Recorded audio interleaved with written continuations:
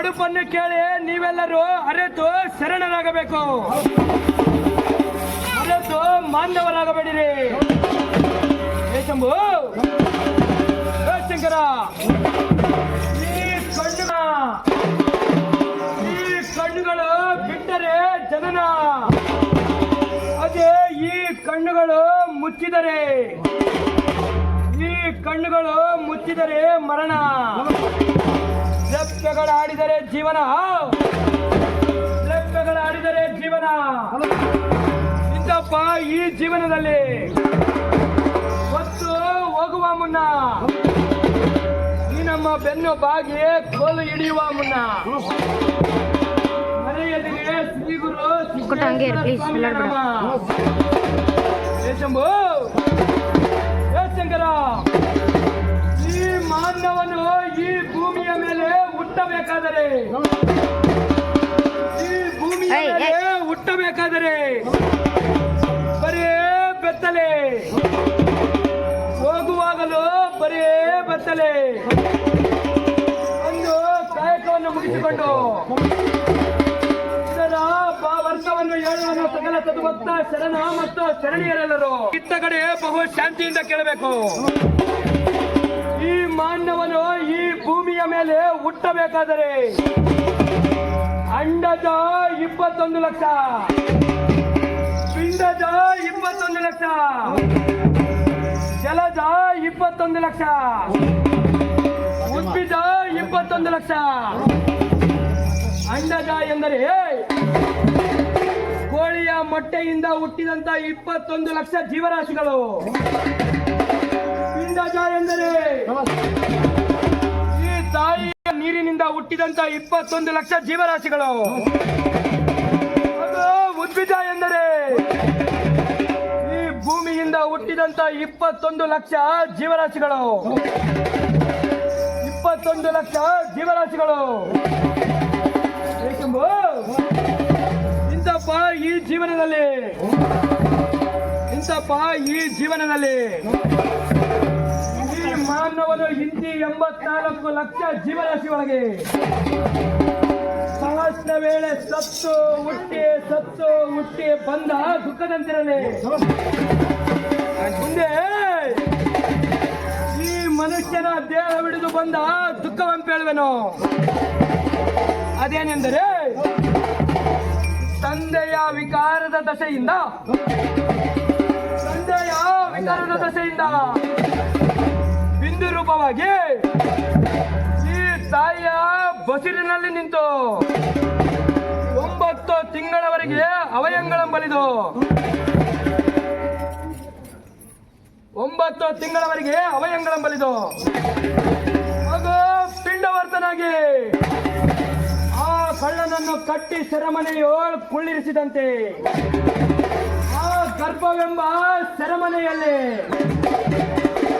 ಈ ಗರ್ಭವೆಂಬ ಸೆರೆಮನೆಯಲ್ಲಿ ಶಿಶುವು ಮುಚ್ಚಿದ ಕಣ್ಣು, ಮುಚ್ಚಿದ ಬಾಯಿಯಾಗಿ, ಮುಚ್ಚಿದ ಬಾಯಿಯಾಗಿ ಆ ಗರ್ಭವೆಂಬ ಸೆರೆಮನೆಯಲ್ಲಿ ತಾಯಿಯ ಹೊಟ್ಟೆಯಲ್ಲಿ ಕಡಿಯುವ ಜಂತು ಹುಳಗಳ ಬಾಧೆ, ತಾಯಿಯ ಹೊಟ್ಟೆಯಲ್ಲಿ ಕಡಿಯುವ ಜಂತು ಹುಳಗಳ ಬಾಧೆ,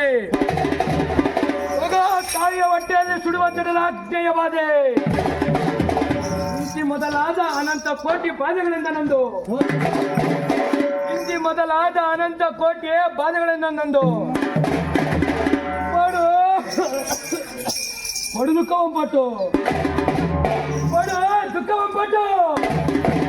ಆಮೇಲೆ ಈ ಜಾತಿ ಸ್ಮೃತದಯವಾಗಿ ತನ್ನ ಹಿಂದಿನ ಜನ್ಮದ ಪುಣ್ಯ ಪಾಪಗಳ ಅರಿವು ಮರುವ ನಾರಿಯನ್ನು ನೋಡಿ, ಅರಿವು ಮರುವ ನಾರಿಗಳನ್ನು ನೋಡಿ ಹಿಂದೆ ಅರಿಯದ ಪಾಪದ ದಶೆಯಿಂದ ಈ ಗರ್ಭ ನರಕಕ್ಕೆ ಬಂದೆ.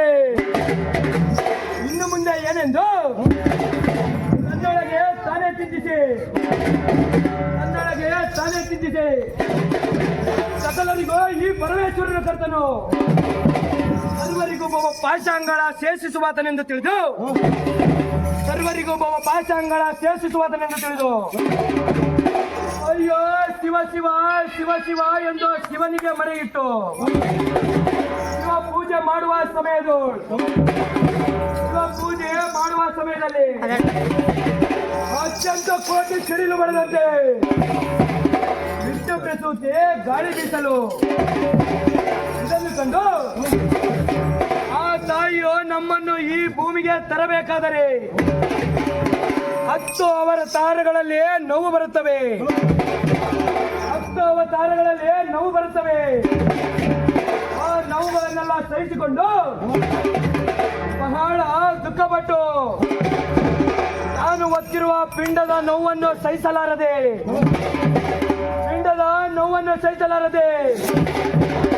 ಅಯ್ಯೋ ಈ ನೋವನ್ನು ತಾಳಲಾರೆ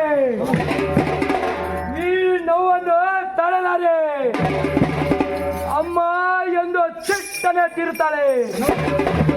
ಚಿಟ್ಟನೆ ತೀರಿದ ಕ್ಷಣವೇ ತಟ್ಟನೆ ಮಗುವ ಅಮ್ಮ ಎಂದು ಭೂಮಿಯ ಮೇಲೆ ಬೀಳುತ್ತದೆ. ಅಮ್ಮ ಎಂದು ಬೀಳುತ್ತದೆ.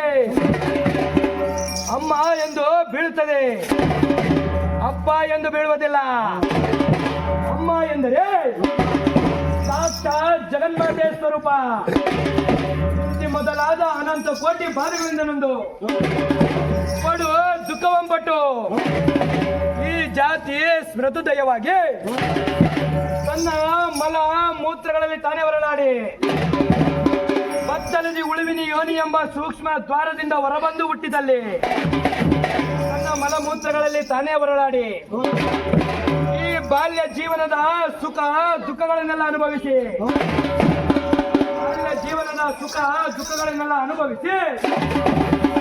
ಮುಂದೆ ಯೌವನದ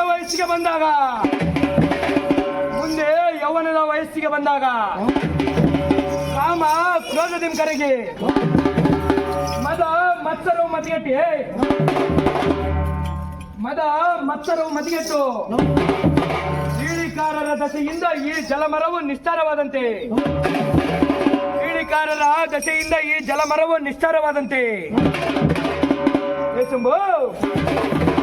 ಶಂಕರ ಈ ಬಣ್ಣದ ಸ್ತ್ರೀಯರಿಂದ ಊರ್ಧ್ವಬಿಂದು ಜಾರಿ ಹಿಡಿದು ಊರ್ಧ್ವಬಿಂದು ಸೋರಿ ಹೋಗಿ ಯೌವನವೂ ಮುಗಿದು ಮುಂದೆ ಮುಪ್ಪವರೆಗೆ ಎದೆ ಎಂಬುದು ಗೂಡು ಕಟ್ಟಿ 84 ರೋಗ ರುಜಿನಗಳಿಂದ ಬಳಲುತ್ತಾ ಈ ಸರ್ವ ಅಂಗಗಳೆಲ್ಲ ಈ ನೆರೆ ಪೊರೆಗಳಿಂದ ಮುಸುಕಲು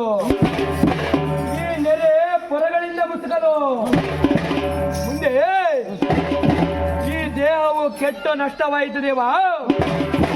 ಎದೆ ಎಂಬುದು ಗೂಡು ಕಟ್ಟಿದ ಕ್ಷಣವೇ ಈ ಬೆನ್ನು ಪಾಪದ ಅರಿವಿನಿಂದ ಇನ್ನು ಮುಂದೆ ಈ ನೋವನ್ನು ಸಹಿಸಲಾರದೆ ಮಾನವನ ಜೀವನ ಬೇಡವೆಂದು ನಿಶ್ಚಯಿಸಿ ಅದು ಬೆಳಗಲ್ಲು ಎಂಬ ಪುಣ್ಯ ಕ್ಷೇತ್ರಕ್ಕೆ ಓಡಿ ಹೋಗಿ ಸಿದ್ದೇಶ್ವರನಲ್ಲಿ ಸಾಷ್ಟಾಂಗ ನಮಸ್ಕಾರವನ್ನು ಮಾಡಿ ಅಪ್ಪ ಗುರುವರ್ಯ ಈ ಮಾನವನ ಜನ್ಮ ನನಗೆ ಸಾಕಾಗಿದೆ ಎಂದು ಹೇಳಲು ಆ ಕೂಡಲೇ ಹೊರಗುರು ಶ್ರೀ ಸಿದ್ದೇಶ್ವರನು ನೀನು ಹೆದರಬೇಡ ಕಂದ, ಅಂಜಬೇಡ, ಅಂಜೆ ಬಳಕಲು ಬೇಡ. ವೀರ ಗಾಥೆಯನ್ನು ತೊಟ್ಟು ವೀರ ನಾಟ್ಯವನ್ನು ಮಾಡುತ್ತಾ ಕಳಸ ಕನ್ನಡಿಗಳಿಂದ ವಾದ್ಯ ವೈಭವಗಳಿಂದ ಈ ಪುಣ್ಯ ಕ್ಷೇತ್ರದಲ್ಲಿ ನಮ್ಮ ಶ್ರೀ ವೀರಭದ್ರ ದೇವರು